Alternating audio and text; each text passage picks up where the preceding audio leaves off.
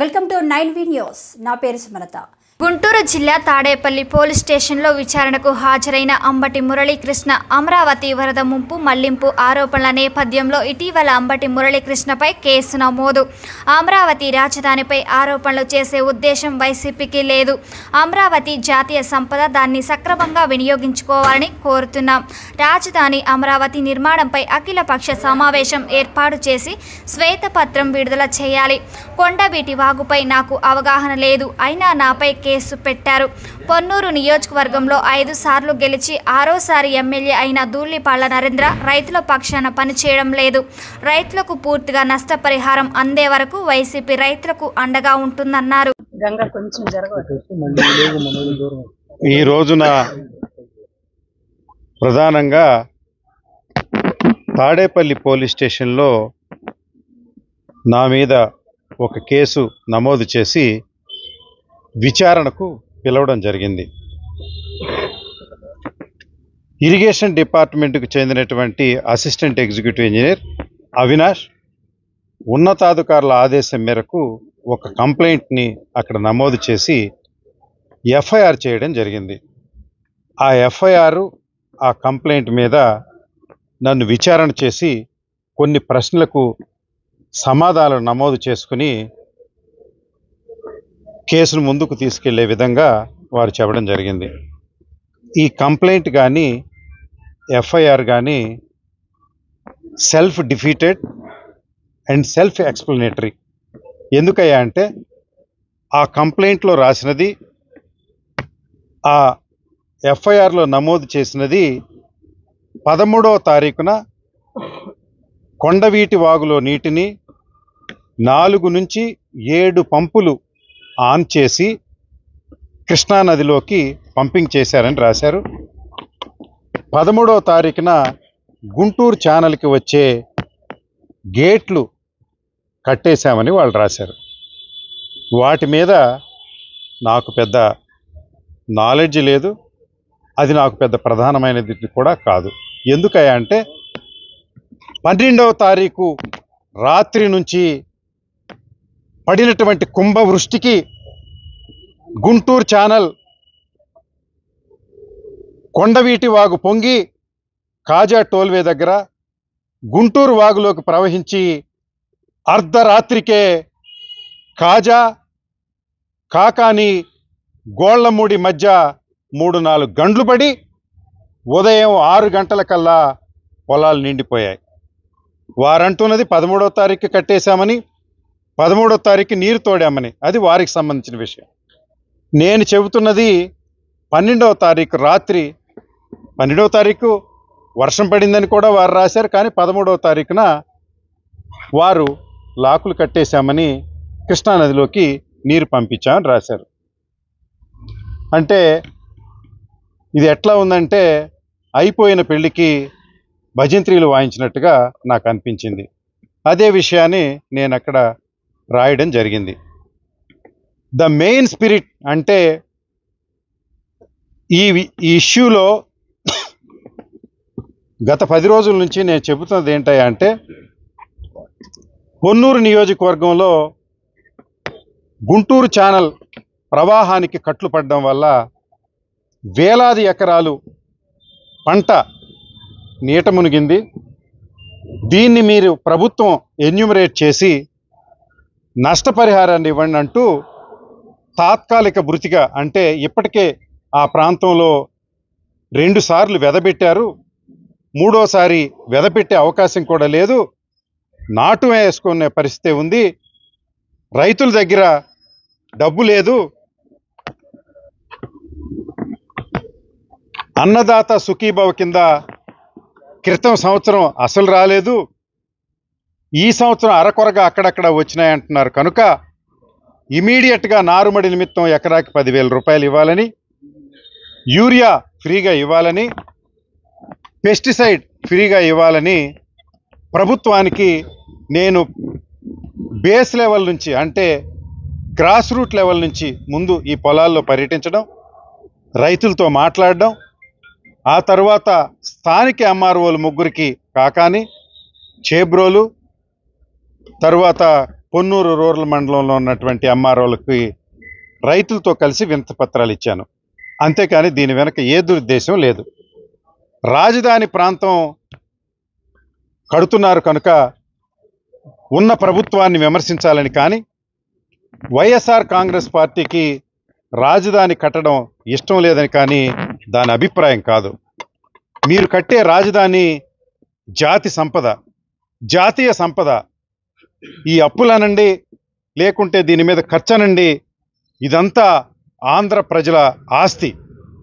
ఆ ఆస్తి నిర్మాణాన్ని సక్రమంగా జరగాలి అనేది నా కోరిక. ఒకటి, మనం చిన్న ఇల్లు కట్టాలన్నా ముందు డ్రైనేజ్ వ్యవస్థను చూసుకుంటాం. ఆ డ్రైనేజ్ వ్యవస్థ అక్కడ సరిగా లేదు కనుకే ఈ కొండవీటి వాగుకి అనుసంధానంగా ఉన్నటువంటి పాలవాగు, పొట్టేళ్లవాగు, అప్పయ్య వాగు, మరొక వాగు, ఈ 4 వాగులు సరైన ప్లాన్ చేసుకోకుండా కొన్నిటిని పార్షియల్గా ముయ్యడం, కొన్నిటిని డైవర్ట్ చేయడం.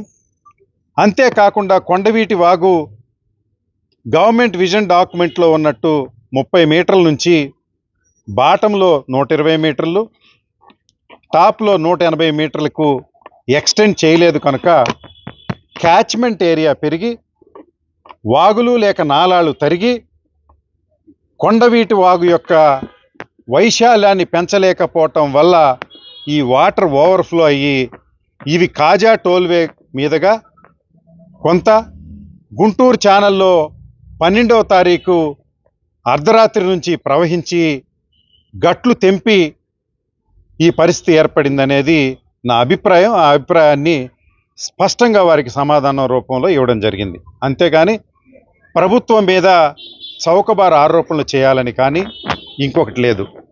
ఒక పక్క జాతీయ సంపదను పటిష్టంగా నిర్మించాలనేది, దాని పరిసరాల్లో ఉన్నటువంటి పంట పొలాలు ఇటు మంగళగిరి నియోజకవర్గంలో, లేకుంటే పొన్నూరు నియోజకవర్గంలో, లేకుంటే తాడికొండ నియోజకవర్గాల్లో పంట పొలాలు దెబ్బతినకుండా వాటికి ముంపుకు గురవ్వకుండా కాపాడాలనేది ప్రధానమైనటువంటి ఉద్దేశం.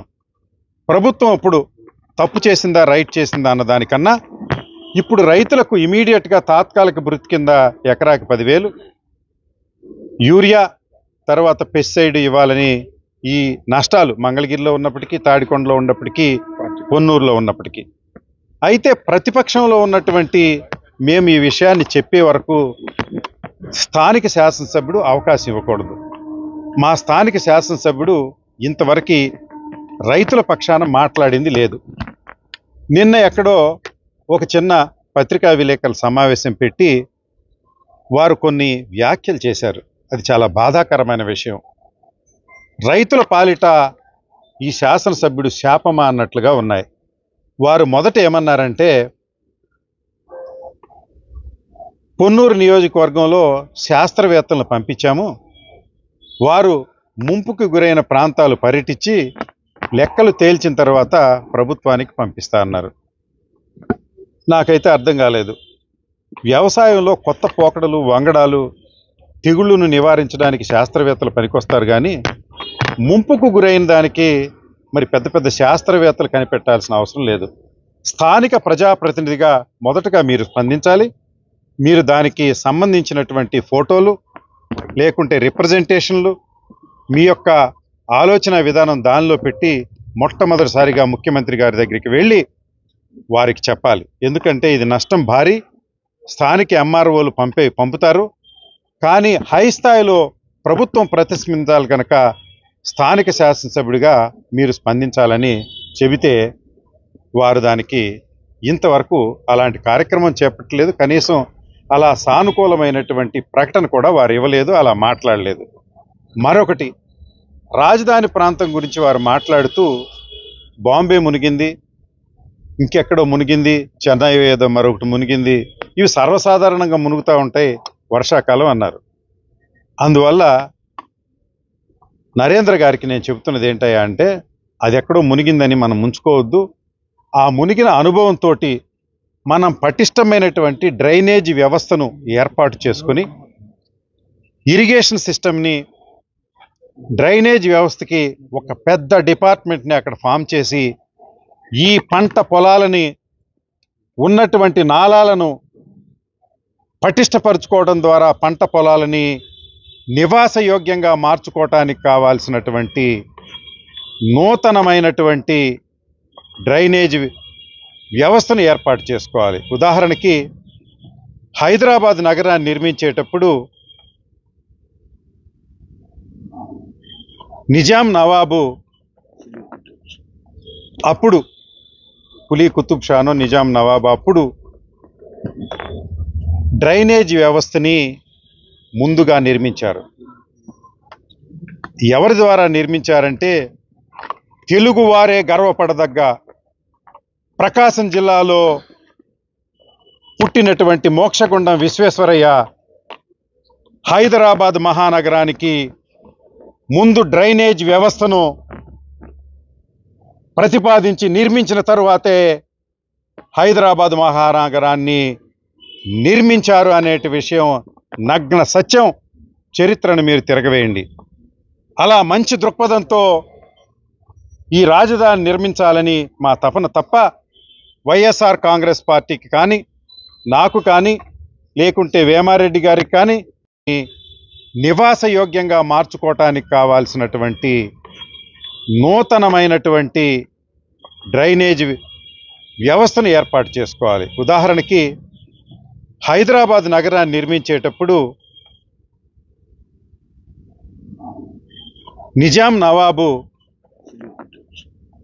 అప్పుడు కులీ కుతుబ్ షానో నిజాం నవాబు అప్పుడు డ్రైనేజ్ వ్యవస్థని ముందుగా నిర్మించారు. ఎవరి ద్వారా నిర్మించారంటే తెలుగువారే గర్వపడదగ్గ ప్రకాశం జిల్లాలో పుట్టినటువంటి మోక్షగుండం విశ్వేశ్వరయ్య హైదరాబాద్ మహానగరానికి ముందు డ్రైనేజ్ వ్యవస్థను ప్రతిపాదించి నిర్మించిన తరువాతే హైదరాబాద్ మహానగరాన్ని నిర్మించారు అనేటి విషయం నగ్న సత్యం. చరిత్రను మీరు తిరగవేయండి. అలా మంచి దృక్పథంతో ఈ రాజధాని నిర్మించాలని మా తపన తప్ప వైఎస్ఆర్ కాంగ్రెస్ పార్టీకి కానీ నాకు కానీ లేకుంటే వేమారెడ్డి గారికి కానీ ఈ పరిసరాలలో ఉన్నటువంటి వైఎస్ఆర్ కాంగ్రెస్ పార్టీ సమన్వయకర్తలకు అలాంటి దురుద్దేశం లేదని, జాతి సంపదను ఎంతో జాగ్రత్తగా నిర్మించాలనేదే మా అభిలాష తప్ప వేరొకటి కాదు. స్థానిక శాసనసభ్యులు ఇక్కడ పనిచేయకపోవడం వల్ల పొన్నూరులో నేను గళాన్ని ఎక్కుపెట్టి పోరాట దిశగా వచ్చానే తప్ప దీనిలో ఏ దురుద్దేశం లేదు. ఇది రైతు పక్షాన పోరాటం. రైతులకి ఇమీడియట్ రిలీఫ్ ఇవ్వాల్సిన దానికి మా అభ్యర్థన, మా హెచ్చరిక, మా పోరాటం తప్ప మరొకటి కాదని తెలుగుదేశం పార్టీ ఇప్పటికైనా కూడా ముఖ్యమంత్రి గారు మీ స్థానిక శాసనసభ్యుడు పనిచేయడం లేదు కనుక దాన్ని మీరు సరిదిద్దుకోవడం ద్వారా ప్రభుత్వ పరిపాలనని రైతులకు అందుబాటులోకి తీసుకురావాల్సిందిగా మీకు సవినయంగా మనవి చేస్తూ ఉన్నాను. రాబోయే రోజుల్లో రైతుల ఘోషని ఇంకా గట్టిగా వినిపించి మిమ్మల్ని కనికరింప చేసుకొని రైతులకి నష్టపరిహారం ఇచ్చే వరకు కూడా వైఎస్ఆర్ కాంగ్రెస్ పార్టీ పోరాటం చేస్తుందని నేను ఇందు మూలంగా మీకు తెలియజేయాలని అనుకుంటున్నాను.